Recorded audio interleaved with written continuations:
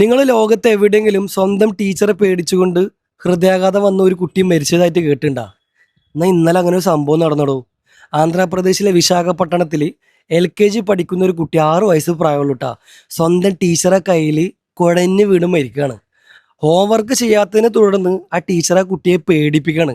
അതിനുശേഷം ആ കുട്ടിയെ പിടിച്ച് വലിക്കുന്നുണ്ട്, അതിൻ്റെ ഡ്രസ്സ് വലിച്ചു വരുന്നുണ്ട്, അവസാനം ആ കുട്ടിയുടെ മുഖത്തേക്ക് അടിക്കുന്നുണ്ട്. ആ സമയത്ത് ആ കുട്ടി എത്രത്തോളം വേദനിച്ചിട്ടുണ്ടാവില്ലേ. അതിൻ്റെ ശരീരത്തിൻ്റെ വേദന പോട്ടെ, അതിൻ്റെ മാനസികമായിട്ടുള്ള ആ ഒരു വേദന കാരണം അതിന് ഹൃദയാഘാതം വന്നിട്ട് ആ ടീച്ചറെ കൈകളിൽ മരണപ്പെട്ട് വീഴാണ്. അതിൻ്റെ അവസാനത്തെ ആ ഒരു നിമിഷം ആലോചിച്ചൊക്കെ, ആ മനസ്സിൽ നിന്ന് അത് അവളുടെ മരണം വരെ പോവോ? ഇതിനൊക്കെ അവൾക്ക് എന്ത് ശിക്ഷയാണ് കൊടുക്കാൻ പറ്റേ? ആ പാവം കുട്ടിയുടെ ജീവന് അന്ന് എന്ത് ശിക്ഷയാണ് ഈ ലോകത്തിന് കൊടുക്കാൻ പറ്റുക എന്നുള്ളതാണ് നമുക്കറിയേണ്ടത്. ആ പാവം അതിൻ്റെ അവസാന നിമിഷങ്ങൾ അത് അനുഭവിച്ച ആ ഒരു വേദന, അതിൻ്റെ ആ ഒരു ബുദ്ധിമുട്ട്, അതിൻ്റെ മാനസികാവസ്ഥ, ഇതിനൊക്കെ ആര് സമാധാനം പറയും? ഇന്നും നമ്മളെ രാജ്യത്ത് ഒരുപാട് ടീച്ചർമാർക്ക് കുട്ടികളോട് എങ്ങനെയാണ് പെരുമാറുന്നത് പോലും അറിയില്ല. ഇത് മറ്റ് സംസ്ഥാനത്താണല്ലോ എന്ന് വെച്ചാൽ നമ്മളങ്ങനെ തള്ളിക്കളഞ്ഞിട്ട് കാര്യമില്ല.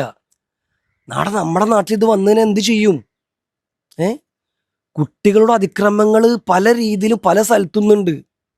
ഇതിലൊക്കെ നമ്മൾ എങ്ങനെയാണ് ഇനി പ്രതികരിക്കേണ്ടത്? ഈ നാറിയൊക്കെ എന്താ നമ്മൾ ചെയ്യേണ്ടത്? ഇതൊക്കെ നമ്മുടെ നാട്ടിലായിരിക്കണം. അവിടെ നാവികല് ചവിട്ടി പൊളിച്ചിട്ടുണ്ടാവും. നിങ്ങൾ പറയ്, ഇതിനൊക്കെ ഇവളെന്താ നമ്മൾ ചെയ്യേണ്ടത്?